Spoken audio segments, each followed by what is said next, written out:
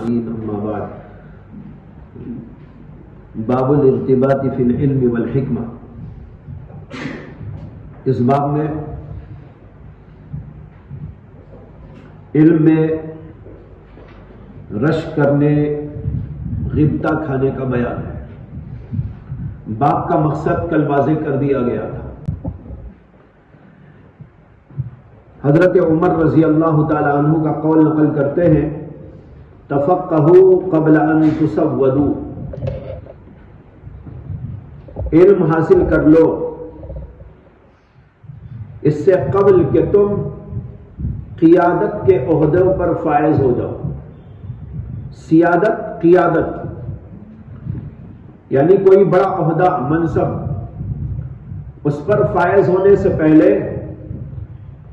تم کو چاہیے کہ علم دین حاصل کر لو، اس میں تفقہ پیدا کر لو۔ یہ حضرت عمر رضی اللہ تعالی عنہ نے ارشاد فرمایا۔ اور سیادت کے عہدے مختلف ہوتے ہیں، دینی بھی ہوتے ہیں، دنیاوی بھی ہوتے ہیں۔ دنیاوی اعتبار سے کوئی عہدہ مل جائے، یعنی کسی بھی قسم کی کوئی بڑائی مل جائے، جیسے کوئی چیف منسٹر بن گیا، کوئی پرائم منسٹر بن گیا، کوئی بادشاہ بن گیا، کوئی کہیں کا حاکم بن گیا، یا کسی ادارے کا ذمہ دار بن گیا، یا اسی طرح سماجی ملی خدمات کے سلسلے میں کوئی رہبر اور قائد بن گیا، یا دینی اعتبار سے جیسے امام بن گیا، خطیب بن گیا، مدرس بن گیا، محتمم بن گیا، یہ تمام عہدے حضرت عمر کہتے ہیں ان عہدوں پر فائز ہونے سے پہلے تمہیں علم دین حاصل کر لینا چاہیے۔ وجہ یہ ہے کہ جب ان عہدوں پر کوئی فائز ہو جاتا ہے تو اس کے بعد اسے ایک تو موقع نہیں ملتا، اور دوسرے یہ ہے کہ موقع ملے بھی تو طبیعت آمادہ نہیں ہوتی۔ بعضوں کو تو موقع نصیب نہیں۔ اور میں نے کل یہ کہا تھا کہ تسودوا کے ایک معنی یہ بھی آئے ہیں، بیان کیے گئے ہیں، تزوجوا، تمہاری شادی کر دی جائے اس سے پہلے تم علم دین حاصل کر لو۔ اس لیے کہ یہ بھی ایک عہدے کی طرح ہے کہ آدمی شادی ہو گیا، بچے والا ہو گیا، ذمہ داریاں بڑھ گئی، تو ان تمام صورتوں کے اندر یا تو موقع ہی نصیب نہیں ہوتا، یہ ذمہ داری، وہ کام، بچوں کو پالو، بیوی کے لیے لاؤ، فلاں کام ضرورت کا وہ اٹک گیا، وہ لانا، وہ کرنا، یا کوئی قائد بن گیا، رہبر بن گیا، امام بن گیا، خطیب بن گیا، ان تمام ذمہ داریوں کو نبھاتے ہوئے علم دین حاصل کرنے کی فرصت ملنا بہت مشکل ہے۔ گزشتہ سال یا دو سال پہلے ایک طالب علم یہاں تھے، مجھے نام یاد نہیں، انہوں نے آ کر کہا کہ ہمارے گھر میں کچھ ایسی ضرورت لاحق ہو گئی ہے کہ میرے گھر والے میری شادی کر دینا چاہتے ہیں۔ میں نے کہا بھائی شادی ہو جائے گی تو پھر مسائل کھڑے ہو جائیں گے۔ سرور شہر غموم دہر، سرور شہر غموم دہر، قصور زہر ونزول قبر۔ حضرت علی ابن ابی طالب سے کسی نے پوچھا تھا تو انہوں نے کہا تھا سرور شہر غموم دہر قصور زہر، کہ بھئی ایک مہینے کی خوشی، اس کے بعد عمر بھر کی پریشانیاں، اور کام کاج کرتے اور ذمہ داری اٹھاتے کمر ٹوٹ جائے گی، قصور زہر، اور کسی نے اس کے اندر بڑھا دیا ہے نزول قبر۔ یہ حضرت علی کا قول نہیں ہے، کسی لطیفہ بنانے والے نے اس میں اسے جوڑ دیا اور کہا نزول، پھر تو یہ ہے کہ بھائی قبر میں جائے گا۔ تو شادی کر لینے کے بعد کسے فرصت ملے گی؟ ذمہ داریاں بڑھ جائیں گی، اور جب ایک ہی شادی کا یہ حال تو دو شادی کر لینے والوں کا کیا حال ہوگا؟ ایک صاحب نے لطیفہ سنایا، لطیفہ ہے واقعہ نہیں، یہ سنایا کہ ایک صاحب انتقال کے بعد ان کو جنت کی طرف لے جایا گیا، دروازہ کھٹکھٹایا، فرشتوں نے پوچھا کون؟ تو اس نے کہا میں فلاں ہوں۔ تو فرشتوں نے کہا شادی ہو گئی؟ جی ہاں شادی ہو گئی۔ تو انہوں نے فوراً دروازہ کھول دیا، اسی کے بڑے غموم جو ہے پریشانیوں کے بعد آیا ہے، بڑا عذاب وہیں بھگت کے آ گیا ہے، اب یہاں کیا ہے، جنت ہی جنت، اسے فوراً دروازہ کھول دیا اور کہا تشریف لائیے تشریف لائیے، جنت تو آپ ہی کے لیے بنی ہے۔ ایک اور آدمی کا انتقال ہوا تو اس کو بھی جنت کی طرف لے جایا گیا، وہ 2 شادی کر چکا تھا، یہ تو 1 شادی والا تھا، یہ 2 شادی والا۔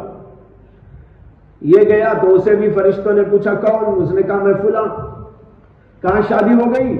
تو کہا 1 نہیں میری تو 2 ہوئی ہے۔ اس نے کہا بھائی یہ پاگل خانہ نہیں، یہ پاگل خانہ نہیں، یہ تو جنت ہے۔ یعنی 1 شادی کے بعد دوسری شادی کرنے والا پاگل؟ ارے اتنے ہموم و غموم کے بعد پھر اور ایک کر لیا، ہموم و غموم اپنے اوپر داخل کرنے کے لیے۔ خیر لطیفے ہیں، ویسے ہی کوئی واقعہ تھوڑا ہی ہے۔ تو بتانا یہ ہے کہ بہت پریشانیوں میں لگتا ہے آدمی، تو کسے فرصت ملتی ہے کہ وہ پڑھنے کے لیے آ جائے؟ چنانچہ اس طالب علم کو میں نے کہا کہ پھر تو تمہارے لیے پریشانی ہوگی۔ اس نے کہا نہیں نہیں، ہماری والدہ نے یہ کہا ہے، یوں ہوگا، یہ انتظام ہو جائے گا، یہ کریں گے وہ کریں گے فلاں کریں گے۔ خیر اس کے حالات ایسے تھے، میں نے کہا کر لو پھر، لیکن پڑھنا تو بہرحال مشکل ہوگا۔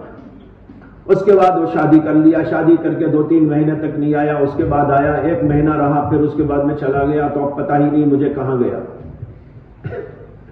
سمجھ میں آیا؟ نام اس کا بھول گیا میں، طالب علم کا، انجم چھشم کچھ پڑھتا تھا۔ تمہارا ساتھی تو نہیں ہے؟ کیا نام تھا؟ تو دیکھو ایسا ہو جاتا ہے۔ تو بھائی اس لیے حضرت عمر نے کہا قبل ان تسودوا، قیادت پر فائز ہونے سے پہلے پہلے علم حاصل کر لو، پھر تمہیں موقع نصیب نہیں ہوگا۔ اچھا بعض لوگوں کو موقع مل بھی جائے تو بھی یہ عہدے اس کے لیے رکاوٹ بن جاتے، وہ سوچتا ہے میں امام ہو گیا ہوں، اب پڑھنے جاؤں گا تو لوگ کیا بولیں گے، کیا پڑھ کے آیا خاک، امام بن گیا، اب میں خطیب ہو گیا ہوں، خطیب اعظم ہو گیا ہوں، مسجد اعظم کا خطیب ہو گیا ہوں، ہے نا؟ تو اب اسے علم حاصل کرنے شرم آئے گی۔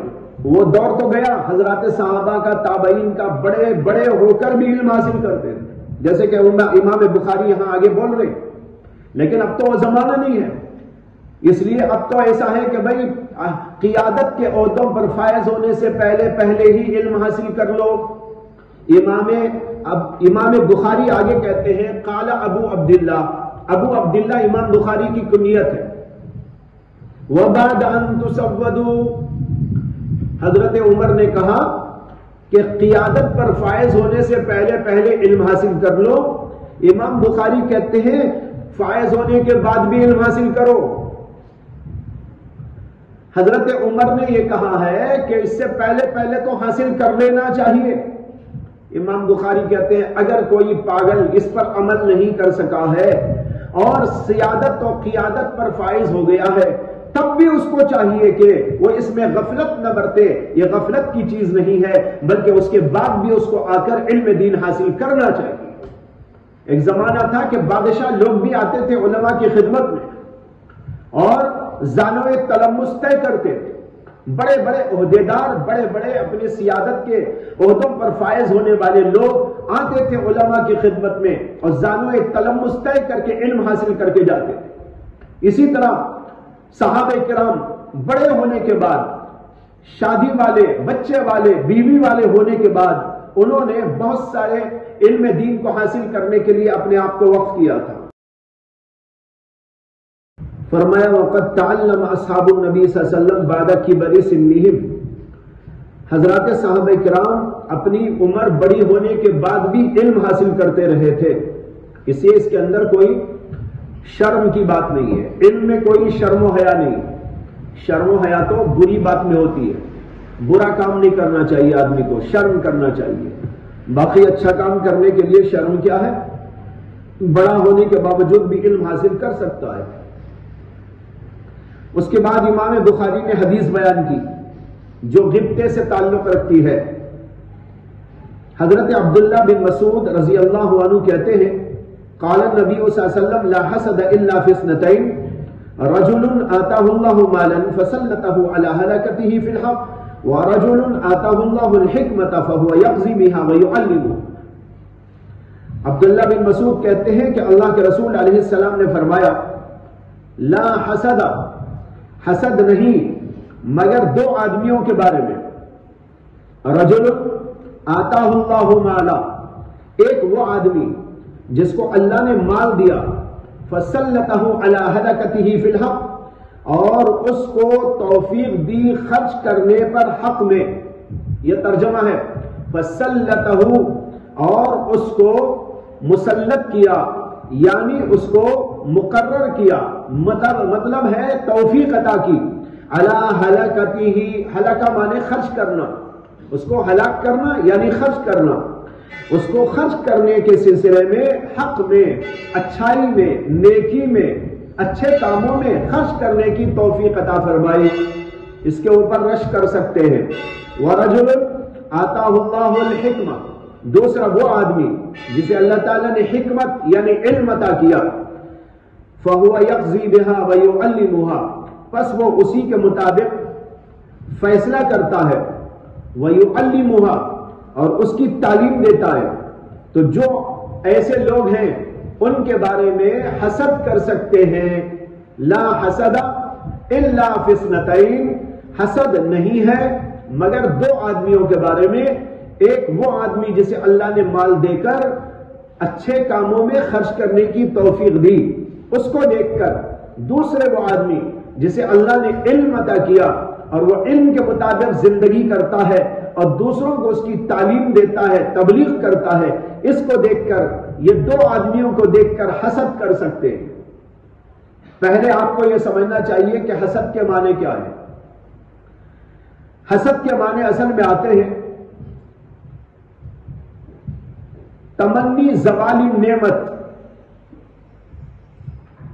کسی کی نعمت کو دیکھ کر اس کے زوال کی تمنا اور آرزو کرنا.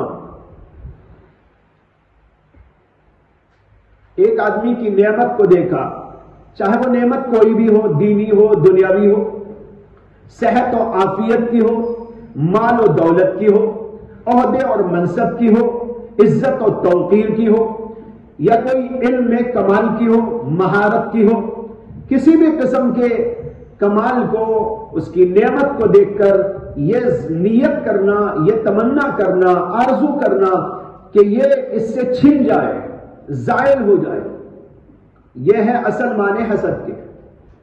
حسد بہت ہی بدترین چیز ہے. اتنی بدترین چیز ہے کہ ایک حدیث میں اللہ کے نبی علیہ السلام نے فرمایا ان الحسد یاکل الحسنات کما تاکل النار الحطب. حسد نیکیوں کو اس طرح اجاڑ دیتا ہے، کھا جاتا ہے، جس طریقے پر کہ آگ لکڑی کو کھا جاتی ہے. آگ میں لکڑی ڈالو، کچھ ہی دیر کے بعد ساری آگ لکڑی کو ختم کر ڈالے گی، جلا کے خاکستر بنا دے گی. اسی طریقے پر نیکیاں حسد کی نظر ہو جاتی ہیں. حسد ان ساری نیکیوں کو کھا کر خاک بنا دیتا ہے. اتنی سخت بات اللہ کے نبی علیہ السلام نے فرمائی. ایک حدیث میں فرمایا کہ پرانے زمانے کے لوگوں کی جو علتیں، بیماریاں تھیں، وہ آہستہ آہستہ تمہارے اندر بھی آ رہی ہیں، تمہارے اندر بھی جڑ پکڑ رہی ہیں. اس میں فرمایا الحسد والبغضاء، ایک حسد کی بیماری اور ایک بغض کی بیماری. تو معلوم ہوا کہ سخت بری بات ہے. قرآن کریم نے تو حسد سے پناہ مانگنے کا سبق دیا ہے. قل اعوذ برب الفلق من شر ما خلق ومن شر غاسق اذا وقب ومن شر حاسد اذا حسد. میں پناہ لیتا ہوں صبح کے پیدا کرنے والے خالق و مالک کی. کس سے پناہ لیتا ہوں؟ من شر ما خلق، تمام ان چیزوں کے شر سے جس کو اللہ نے پیدا کیا، ومن شر غاسق اذا وقب، اور رات کے شر سے جب رات چھا جاتی ہے، ومن شر حاسد اذا حسد، اور حسد کرنے والے کے شر سے پناہ لیتا ہوں جب وہ حسد پہ تل جائے۔ اللہ کے نبی کو کہا گیا قل، بولو، یہ دعا پڑھو، دوسروں کو پڑھاؤ، دوسروں کو سکھاؤ، تاکہ ان شرور سے آدمی پناہ میں رہے۔ ان میں سے ایک حسد سے بھی پناہ مانگی گئی، حاسد کے حسد سے پناہ مانگی گئی، تو معلوم ہوا کہ بڑی بدترین چیز ہے، اور یہ اللہ کا مقابلہ بھی ہے۔ ایک آدمی کو اللہ نعمت دے اور ہم یہ چاہیں کہ اس سے چھن جائے، ایک آدمی کو اللہ مال دے، دولت دے یا اور کچھ دے، اور ہم کہیں نہیں اس کے پاس یہ نہیں ہونا چاہیے، یہ چھن جانا چاہیے، یہ انتہائی ذلیل قسم کی فطرت کا انسان کرتا ہے، اس لیے یہ بالکل جائز نہیں۔ یہاں کہا گیا لا حسد، حسد جائز نہیں ہے، یہ لا حسد لا یجوزو کے معنی میں ہے، جائز نہیں ہے۔ جیسے قرآن میں اللہ نے فرمایا فَمَنْ فَرَضَ فِيهِنَّ الْحَجَّ فَلَا رَفَثَ وَلَا فُسُوقَ وَلَا جِدَالَ فِي الْحَجِّ، جو آدمی حج کے لیے جائے، اپنے اوپر حج کو فرض کر لے، یعنی حج کے لیے نکل جائے، فَمَنْ فَرَضَ فِيهِنَّ الْحَجَّ فَلَا رَفَثَ، کوئی بے حیائی کی بات اس کے لیے جائز نہیں، ولا فسوق، کوئی گناہ کا کام اس کے لیے جائز نہیں، ولا جدال، اور لڑائی جھگڑا اس کے لیے جائز نہیں۔ تو اب یہاں جیسے کہا نا لا رفث ولا فسوق ولا جدال، یعنی یہ سب جائز نہیں ہے، حرام ہے۔ اسی طرح یہاں کہا لا حسد، حسد کرنا جائز نہیں، الا فی اثنتین، مگر دو آدمیوں کے بارے میں، ان دو آدمیوں کے بارے میں حسد کرنا جائز۔ وہ دو آدمی کون؟ ابھی آپ کو بتا دیا، ایک مالدار آدمی جو اللہ کے راستے میں خرچ کرنے کی توفیق پایا ہوا ہے، دوسرا عالم جس کو اللہ نے قرآن و حدیث کا علم دیا اور وہ دن رات دین کے علم کی اشاعت اور دین کے اوپر چلنے چلانے میں لگا ہوا ہے۔ اب اس کا مطلب تو یہ ہوا کہ ان دو آدمیوں کے بارے میں حسد کرنا جائز ہے، اور حسد کی تعریف ابھی آپ کو بتائی گئی کہ حسد ہے نعمت کے زوال کی تمنا کرنا۔ اس کا مطلب یہ ہے کہ ان دو آدمیوں کے بارے میں یہ تمنا کرنا جائز ہے، اے اللہ اس عالم کو آپ نے عالم بنایا، اس کے علم کو چھین لیجئے، اس کو جاہل بنا دیجئے، اے اللہ آپ نے اس آدمی کو مال دیا اور اسے نیک راہ میں خرچ کرنے کی توفیق دی، اے اللہ اس سے یہ مال چھین لیجئے یا یہ توفیق سلب کر لیجئے۔ جائز ہے یہ، حدیث کا یہ مفہوم نکل رہا ہے لا حسد الا فی اثنتین۔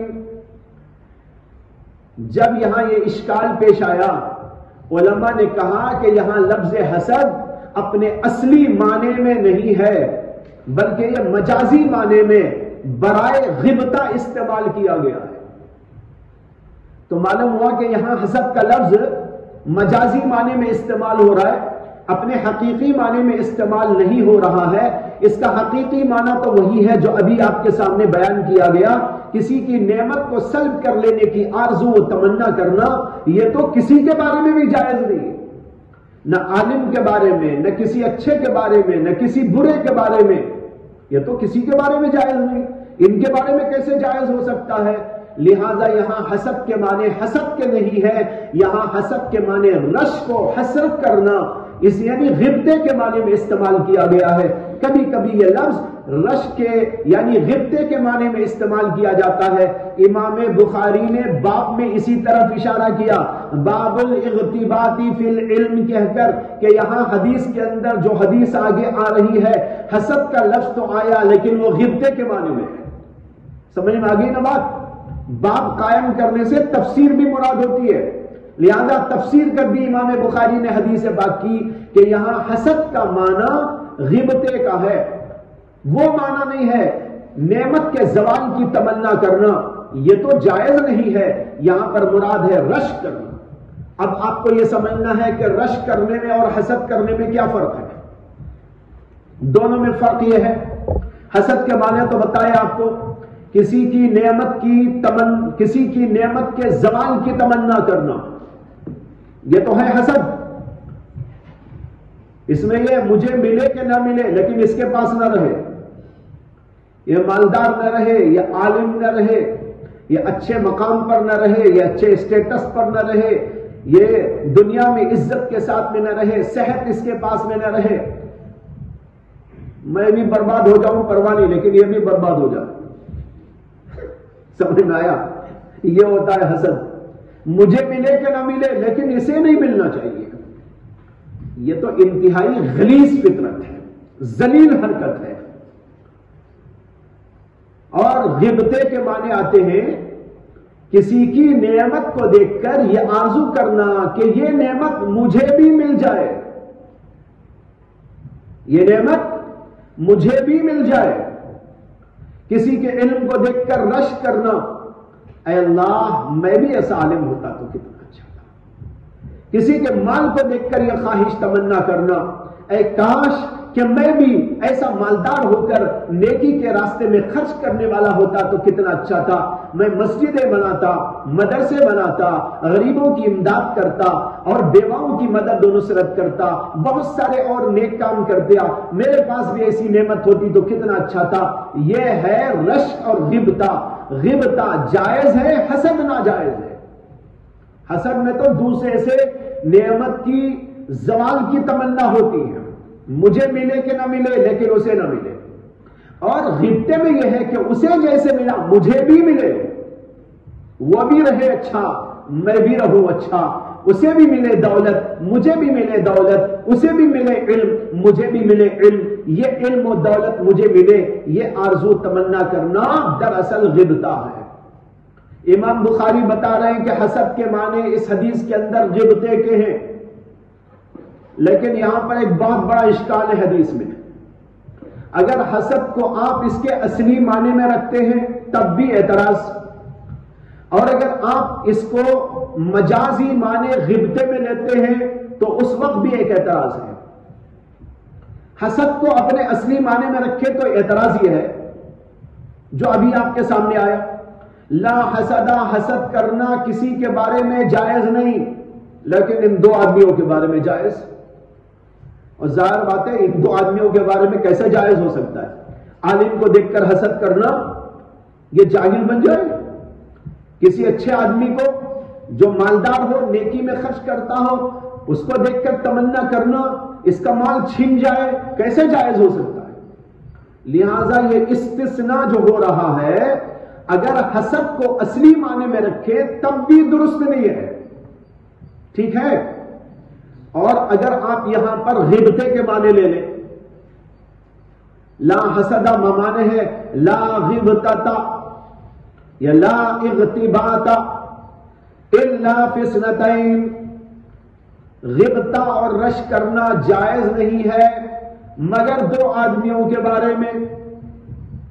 یہاں اشکال یہ ہوگا غبطہ کرنا تو ہر چیز کے بارے میں جائز ہے، کوئی بھی مباح ہو، انہی دو آدمیوں کے بارے میں کیا؟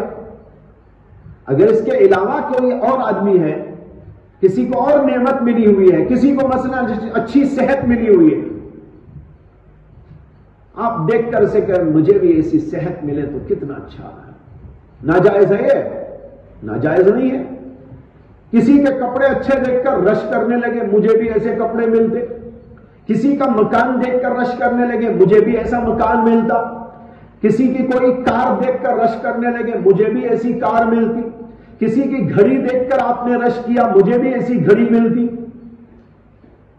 تو یہ ساری رش کی صورتیں جائز ہیں نا، یہ بھی تو ناجائز نہیں۔ تو پھر اس کا کیا مطلب ہے؟ لا غبطۃ الا فی اثنتین، غبطہ جائز نہیں مگر انہی دو آدمیوں کے بارے میں۔ تو پہلی صورت یعنی حسد کو حسد کے معنی میں رکھیں تو بھی اعتراض، اور اگر یہاں غبطے کے معنی میں لیں تو بھی اشکال۔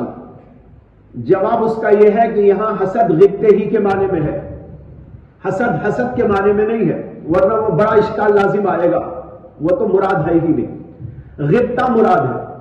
لیکن جو اعتراض ہو رہا ہے، اشکال پیش آ رہا ہے، وہ اس لیے پیش آ رہا ہے کہ ہم یہاں لا حسدہ کو لا یجوز الغبطہ کے معنی میں لے رہے ہیں۔ اس صورت میں یہاں لا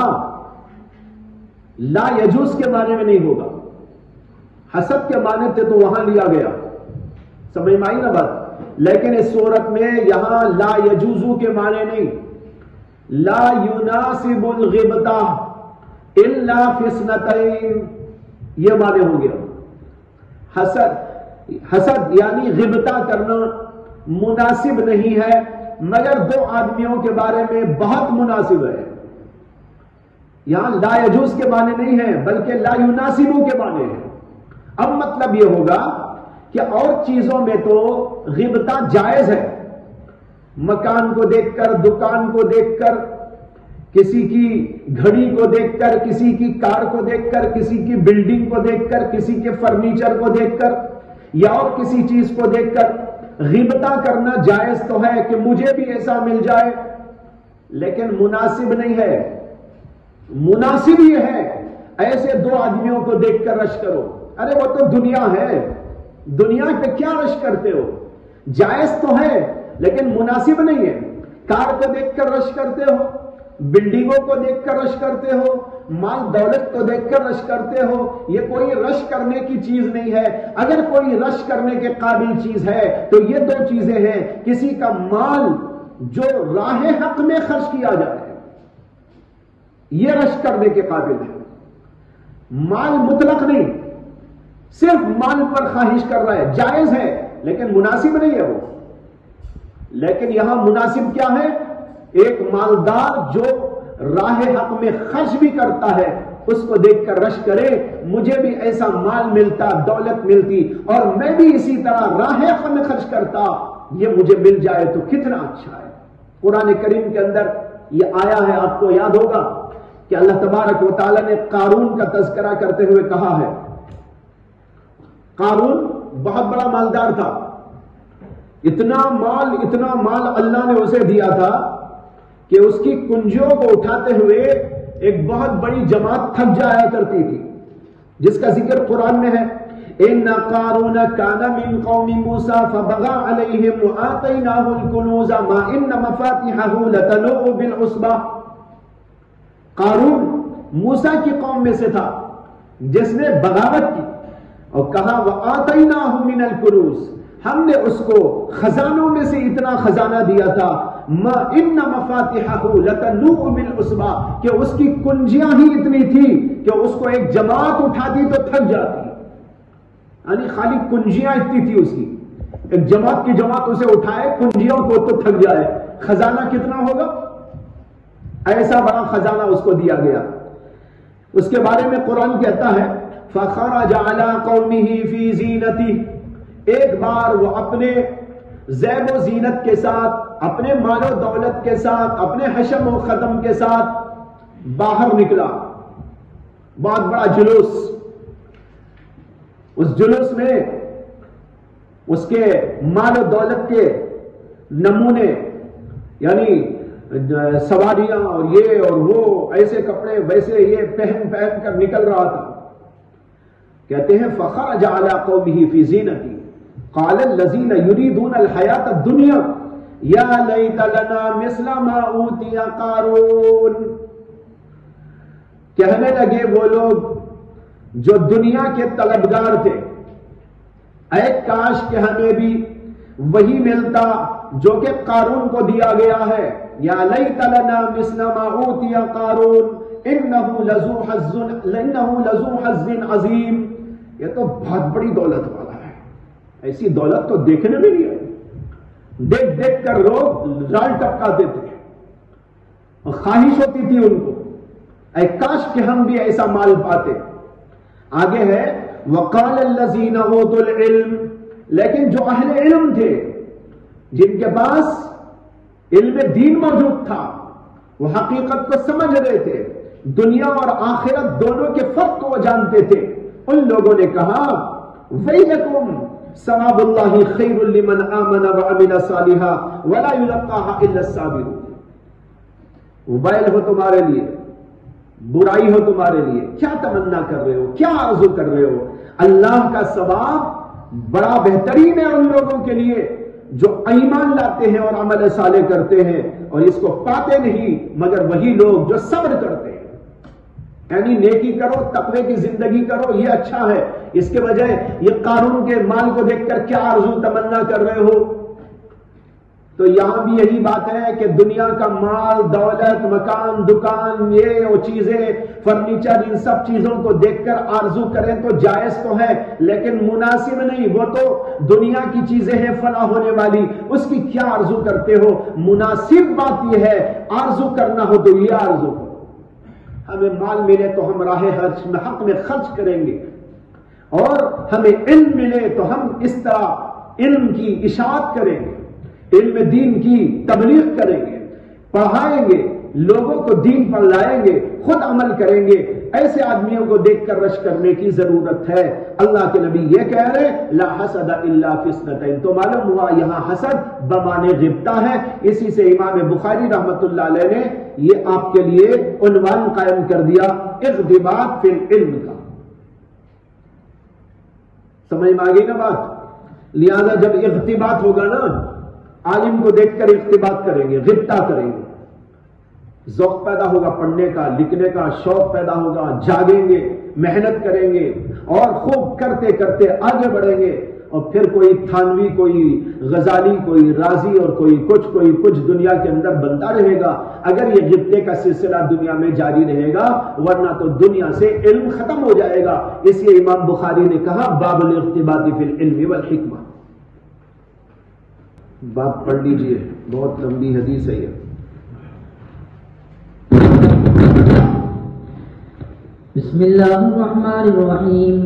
الحمد للہ رب العالمین والصلاة والسلام على سید الانبیاء والمرسلین وعلى آلہ وصحبہ اجمعین. اما بعد، وبالسند المتصل منا الى الشیخ الامام الامام الحافظ الحجة ابی عبد اللہ محمد بن اسماعیل بن ابراہیم بن المغیرة بن مرزبة الجعفی الیمانی البخاری رحمہ اللہ تعالی أنه قال باب ما ذكر في ذهاب موسى في البحر إلى الخضر وقوله تبارك وتعالى هل أتبعك على أن تعلمني الآية. وبه قال حدثنا محمد بن غرير الزهري قال حدثنا يعقوب بن إبراهيم قال حدثنا أبي عن صالح يعني بن كيسان عن ابن شهاب حدثه أن عبيد الله بن عبد الله أخبره عن ابن عباس رضي الله تعالى عنهما وعنهم أنه تماراه والحر بن قيس بن حسن الفزاري في صاحب موسى. قال ابن عباس هو خضر فمر بهما أبي بن كعب فدعاه ابن عباس فقال إني تماريت أنا وصاحبي هذا في صاحب موسى الذي سأل موسى السبيل إلى لقيه. هل سمعت النبي صلى الله عليه وسلم يذكر شانه؟ قال نعم سمعت النبي صلى الله عليه وسلم يقول بينما موسى في ملأ من بني إسرائيل إذ جاءه رجل فقال هل تعلم أحدا أعلم منك؟ قال موسى لا. فأوحى الله إلى موسى بل عبدنا خضر فسأل موسى السبيل إليه فجعل الله له الحوت آية وقيل له إذا فقدت الحوت فارجع فإنك ستلقاه. فكان يتبع أثر الحوت في البحر. فقال لموسى فتاه أرأيت إذ أوينا إلى الصخرة فإني نسيت الحوت وما أنسانيه إلا الشيطان أن أذكره. قال ذلك ما كنا نبغي فارتدا على آثارهما قصصا فوجدا قدرا فكان من شانهما ما قص الله تعالى في كتابه. باب ما ذکر فی ذهاب موسیٰ فی البحر الی الخضر. یہ باب ہے موسیٰ علیہ السلام کے سمندر میں خضر تک جانے کا. ذہاب موسیٰ کے جانے کا فی البحر سمندر میں الی الخضر حضرت خضر علیہ السلام تک. امام بخاری رحمت اللہ علیہ نے یہ باب قائم کیا ہے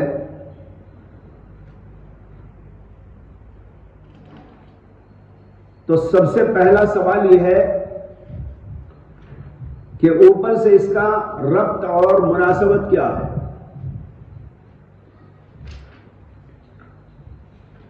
باب کی مناسبت اوپر سے یہ ہے کہ اوپر آپ دیکھ رہے ہیں کہ علم کے فضائل، مناقب، اس کی اہمیت و ضرورت، اور پھر اس کو سمجھنے اور اس میں تفقہ پیدا کرنے کی اہمیت، اور تفقہ پیدا کرنے کے لیے اس کا راستہ، غبطہ، یہ سب چیزیں امام بخاری نے بیان کی۔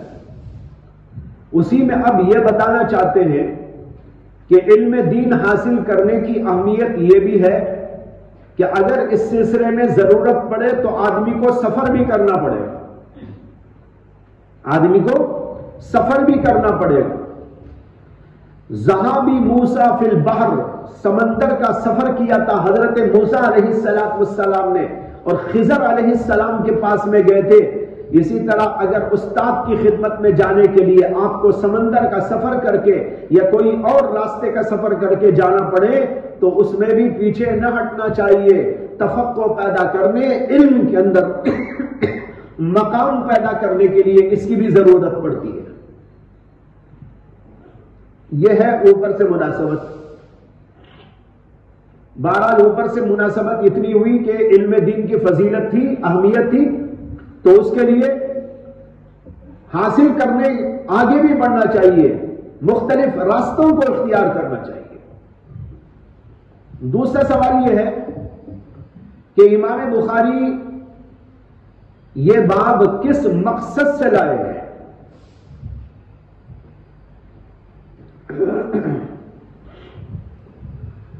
بعض شراح کا خیال یہ ہے کہ امام بخاری نے یہ باب قائم کیا ہے خروج فی طلب العلم کی اہمیت بتانے کے لیے۔ طلب علم کے لیے اپنے گھر کو چھوڑنا پڑتا ہے، باہر نکلنا پڑتا ہے۔ جیسے موسیٰ علیہ السلام نے سفر کیا تھا، اسی طریقے پر ضرورت پڑتی ہے تو اپنے گھر بار کو چھوڑ کر بھی جانا پڑے گا۔ بعض علماء یہ کہتے ہیں کہ امام بخاری کا مقصد یہ ہے کہ علم دین کے واسطے سمندری سفر کرنا بھی جائز ہے۔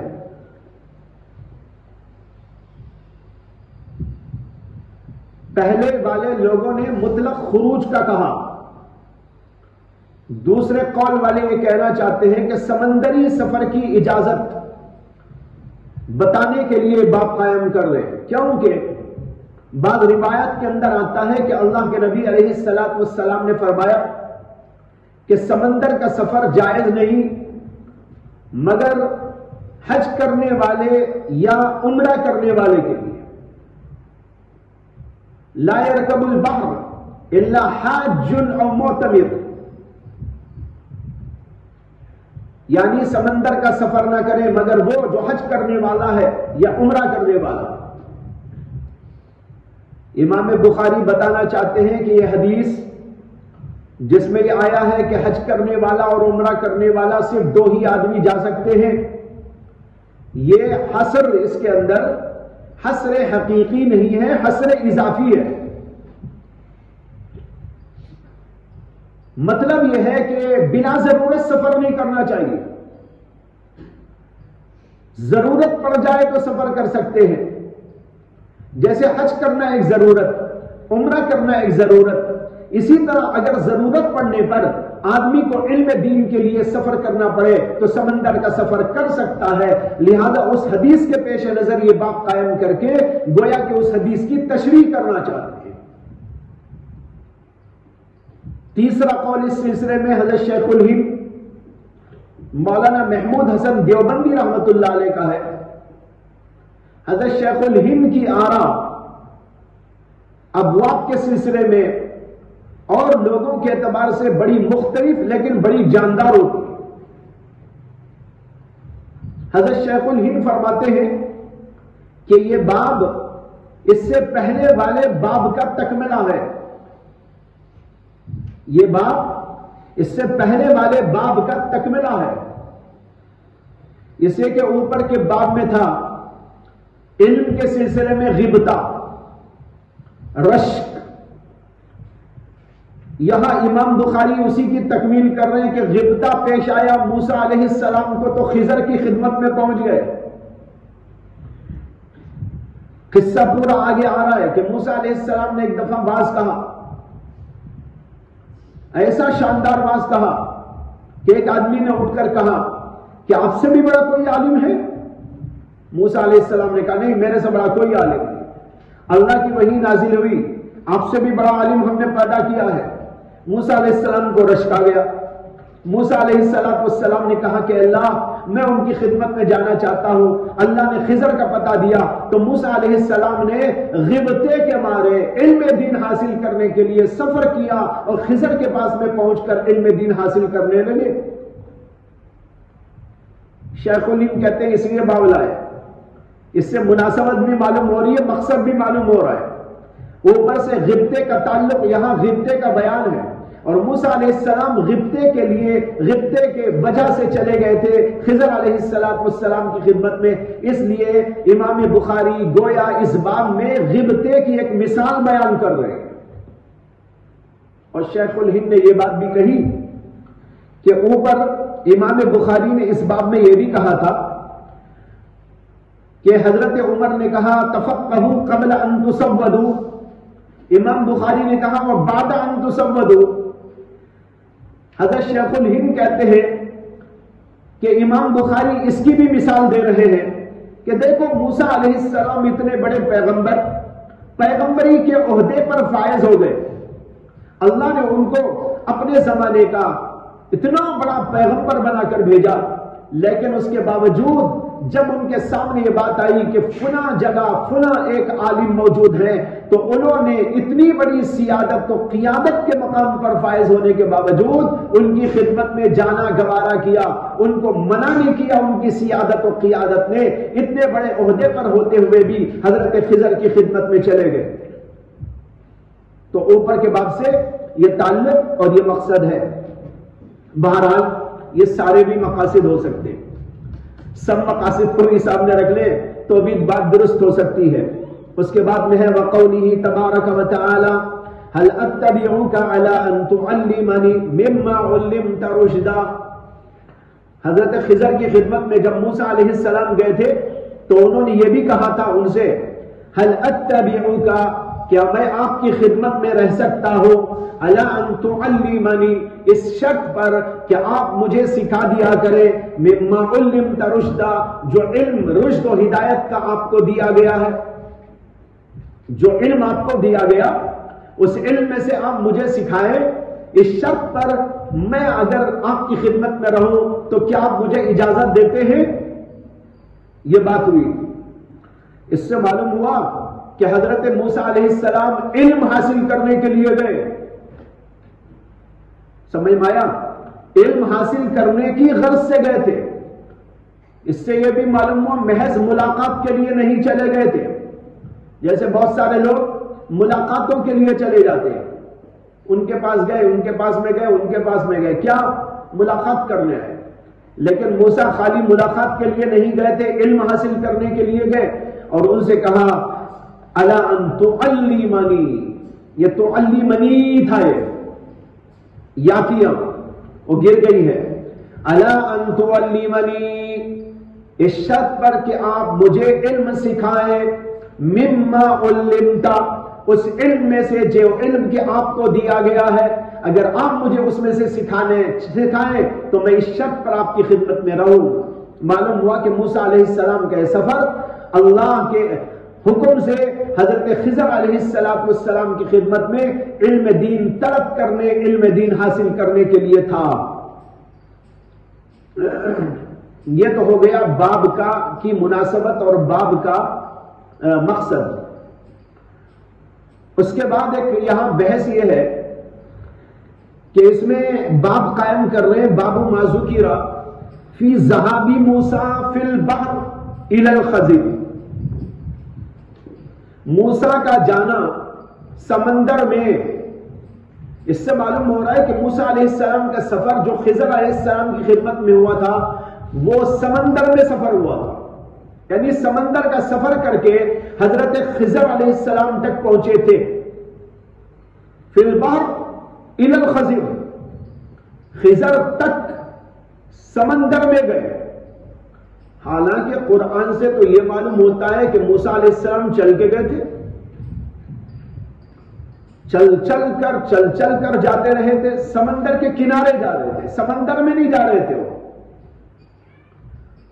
قرآن کریم کی آیات کے اندر یہ واقعہ آیا ہے موسیٰ علیہ السلام کا کہ موسیٰ علیہ السلام نے اپنے جوان سے کہا، یعنی خادم سے کہا، اذ قال موسیٰ لفتاہ، جبکہ موسیٰ علیہ السلام نے اپنے جوان یعنی اپنے خادم سے کہا تھا میں برابر چلتا رہوں گا حتی ابلغ مجمع البحرین، یہاں تک کہ مجمع البحرین تک پہنچ جاؤں. اللہ نے ان سے کہا تھا جہاں دو سمندر ملتے ہیں وہاں پر آپ کو خضر ملیں گے. تو وہاں تک گئے. تو یہ سفر سمندر کا نہیں ہوا تھا، یہ سفر تو خشکی کا اور بری ہوا تھا. تو موسیٰ علیہ السلام کے اس سفر کو امام بخاری یہ کیسے کہہ رہے، ذهب موسیٰ فی البحر الی الخضر، یہ اشکال ہے. اس اشکال کو حل کرنے کے لیے بہت سارے اقوال ہیں، بہت ساری تعویلات ہیں. امام بخاری کے کلام کو صحیح معنی پہنانے کے لیے مختلف تعویلات سے کام لینے کی ضرورت پڑ گئی ہے. اس لیے حضرات شراح اس سلسلے میں بہت سارے اقوال بیان کیے. ابن حجر کی ایک رائے ہے، کسی اور کی کوئی رائے ہے، ابن المنیر کی ایک رائے ہے، شاہ ولی اللہ صاحب کی ایک رائے ہے، شیخ الہند کی ایک رائے ہے. اس کے اندر بہت ساری آراء ہیں. ان آراء کا کچھ ذکر انشاءاللہ کل آپ کے سامنے کیا جائے گا. وآخر دعوانا الحمدللہ.